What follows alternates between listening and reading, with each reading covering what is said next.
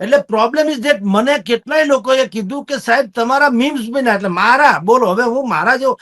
આવડા માણસના મીમ્સ બને છે, અને મીમ્સમાં એવું છે કે મારા જે હોઠ હું જે પટપટાવીને બોલું છું એમાં શબ્દો બીજા નાખી દેવામાં આવે કે હું અત્યારે તમને કહું રામ રામ તો તમે એમ કહો મને જગદીશભાઈ રહીમ રહીમ કેમ કીધું, એટલે આનો શું જવાબ છે બોલો? સાહેબ એક વસ્તુ સમજો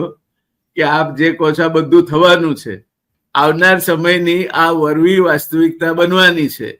અને આર્ટિફિશિયલ ઇન્ટેલિજન્સ આપ જે રીતે મારી સાથે ચર્ચા કરો છો એ જ રીતે આપ જ મારી સાથે ચર્ચા કરતા હો, આપનો જ અવાજ આપનું જ બોડી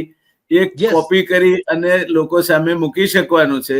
તેવે સમયે આપે બહુ ઉત્તમ વાત કહી કે વારી જવાની ઓવારી જવાની એકદમ ઓળઘોળ થઈ જવાની જરૂર નથી. આપણે શાંત ચિત્તે વિચારી અને પરિસ્થિતિને સમજવાની જરૂર છે, અને એ રીતે વિચારવામાં આપણે ચીન સાથેના સંબંધોમાં પણ નિષ્ફળ ગયા છે. હમણાં આપણા વડાપ્રધાન ત્યાં એસસીઓમાં ગયા તો આ ભક્તો બધા ખુશખુશાલ થઈ ગયા કે ઓહો હવે તો આપણે અમેરિકા જીતી લીધું, અને માલદીવનો બહિષ્કાર કર્યો ત્યારે પણ ભક્તો ખુશખુશાલ થઈ ગયા હતા.